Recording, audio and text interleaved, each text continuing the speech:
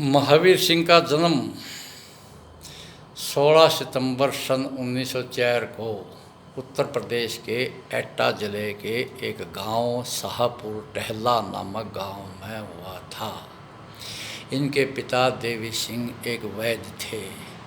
इनकी माता शारदा देवी एक धार्मिक गृहिणी थी। प्रारंभिक शिक्षा इनकी गांव में हुई थी। एटा से इन्होंने 10वीं पास की थी। एक बार अंग्रेज़ सरकार ने कासगंज की तहसील में अमन सभा का आयोजन किया था। उस सभा में बड़े बड़े अंग्रेज़ अधिकारी और अंग्रेज़ों के चमचे भारतीय अमीरों को भी इकट्ठा किया गया था और स्कूलों के बच्चे भी लाए गए थे। जब अंग्रेज़ों के हक में लंबे चौड़े भाषण चल रहे थे तो महावीर सिंह ने बच्चों में से उठ करके अंग्रेज़ों के विरुद्ध नारे लगाने लगे और महात्मा गांधी जिंदाबाद के नारे भी लगाए। उनके साथ और बच्चे भी नारे लगाने लग गए। तब अंग्रेज़ों की पुलिस ने इनको बच्चों के नेता के रूप में पहचान करके बाहर ला करके इनकी बुरी तरह से पिटाई भी की थी। इन्होंने महात्मा गांधी के असहयोग आंदोलन में बढ़ चढ़कर भाग भी लिया था, क्योंकि उस समय लोगों की नज़रों में महात्मा गांधी एक देश का प्रतीक बन चुके थे। लेकिन जब महात्मा गांधी ने आंदोलन को बीच ही में एकदम रोक दिया तो लोग बहुत नाराज़ हुए और लोगों को महात्मा गांधी की गतिविधियों में षड्यंत्र की बू आने लग गई और महावीर सिंह भी महात्मा गांधी से दूर होते चले गए। आगे की पढ़ाई के लिए तब इन्होंने सन 1925 में कानपुर के डीएवी कॉलेज में दाखिला ले लिया। कानपुर का डीएवी कॉलेज का हॉस्टल उस समय क्रांतिकारियों का एक गढ़ बन चुका था। भगत सिंह, सुखदेव आदि जब भी काकोरी केस के अभियुक्तों को छुड़ाने के लिए योजना बनाते थे तो वो कानपुर के डीएवी कॉलेज के छात्रावास में बैठ करके जयदेव कपूर, शिव कुमार वर्मा, महावीर सिंह और अन्य साथियों के साथ वहाँ से योजना चलाते थे। सन 1926 में घरवालों ने महावीर सिंह की शादी करनी चाहिए और महावीर सिंह कॉलेज छोड़ करके भाग जाना चाहते थे। लेकिन इनके एक साथी शिव कुमार वर्मा की सलाह पर इन्होंने घरवालों से पत्र लिख करके शादी न करने की स्वीकृति मांगनी चाहिए। इनके पिता ने बड़ी प्रसन्नता से इनको स्वीकृति भी दे दी और इनके पिता ने इनको पत्र लिखा, मुझे जानकर बड़ी खुशी हुई कि तुमने अपना जीवन देश के काम में लगाने का निश्चय कर लिया है। मैं तो समझता था कि हमारे पूर्वजों का खून अब नहीं रहा और दिल से गुलामी कबूल कर ली है। तुम्हारा पत्र पाकर मैं आज अपने को बड़ा भाग्यशाली समझ रहा हूँ। निश्चिंत रहो, मैं शादी का दबाव नहीं दूंगा, लेकिन जो तुमने देश सेवा का मार्ग चुना है वह बड़ी तपस्या का और कठिन मार्ग है। जब तुम चल ही पड़े हो पीछे मुड़ना नहीं, साथियों को धोखा मत देना और अपने बूढ़े पिता के नाम का ख्याल रखना।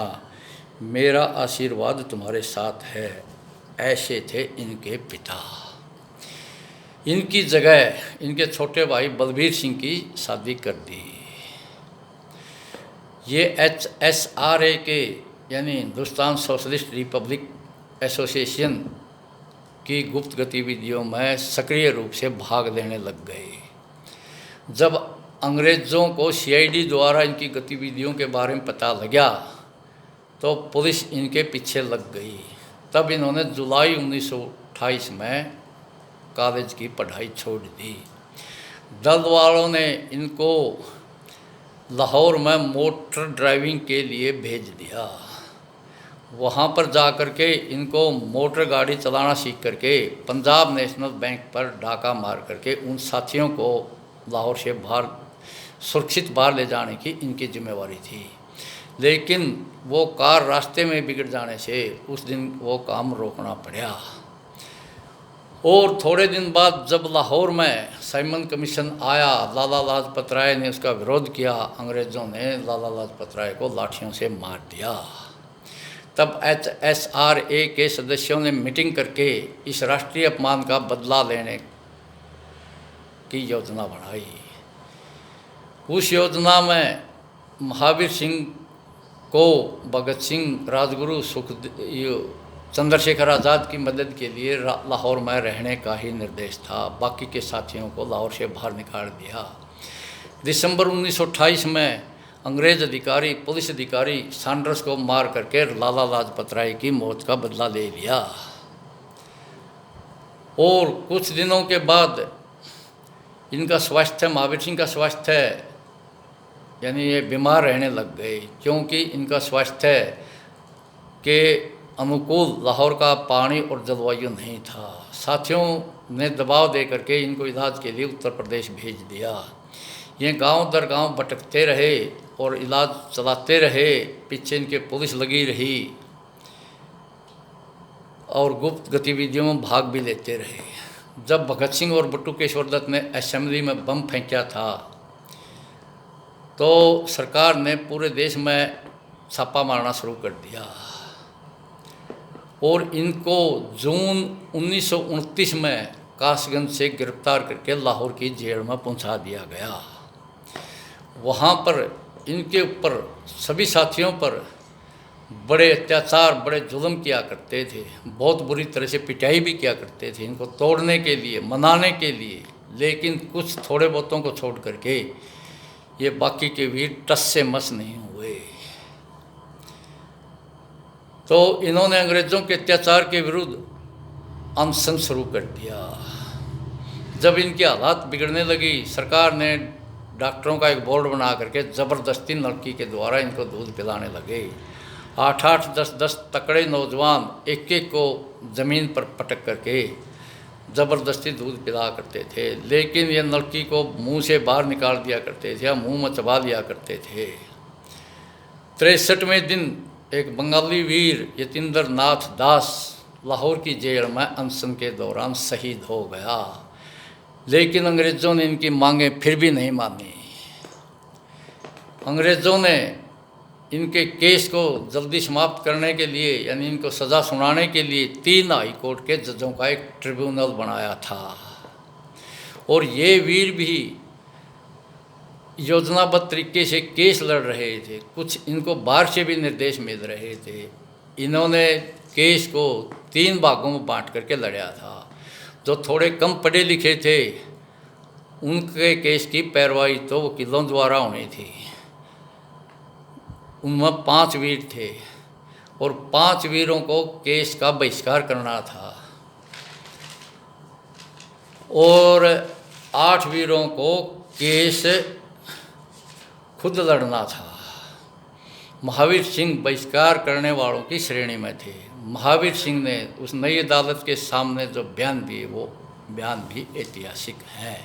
उन्होंने बयान इस प्रकार दिए, उन्होंने कहा अदालत के सामने, हमारा पक्का विश्वास है साम्राज्यवाद लूटने खसोटने के लिए एक संगठित किया गया षड्यंत्र है और लूट खसोट को आगे बढ़ाने के लिए, न्याय का ढकोसला करने के लिए अदालतें गठित करके बिना अपराध के हत्याएं व सजाएं देते हैं।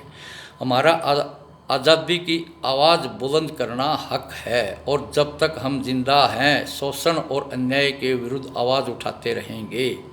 क्रांतिकारी सबका भला चाहने वाले, शांति लाने वाले हैं। हमारे ऊपर ब्रिटिश सरकार के विरुद्ध युद्ध छेड़ने के अभियोग लगाए हैं और ब्रिटिश सरकार द्वारा बनाई गई किसी भी अदालत से हम न्याय की आशा नहीं करते और हम इस न्याय के नाटक में भाग भी नहीं लेंगे। केस समाप्त होने पर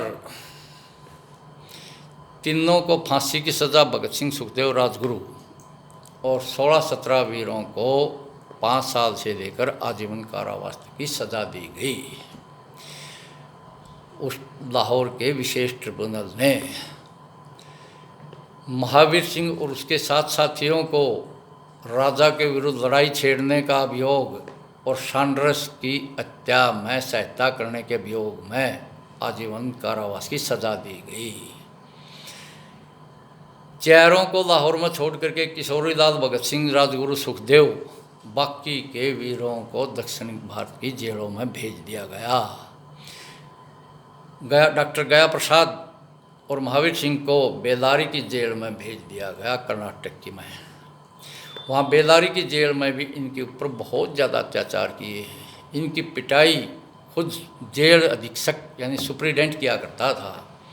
एक दिन 2 वार्डरों ने तो एक हाथ पकड़ दिया, दूसरे 2 वार्डरों ने दूसरा हाथ पकड़ के सुप्रिटेंडेंट के सामने लाए गए। जब सुप्रिटेंडेंट इनकी पिटाई करने लगा तो महावीर सिंह ने हाथ छुटा करके झटके से सुप्रिटेंडेंट को मुक्का मारा और चक्कर खाकर नीचे गिर गया। सुप्रिटेंडेंट ने महावीर सिंह को 30 बेंतों की सज़ा दी। महावीर सिंह के दोनों हाथ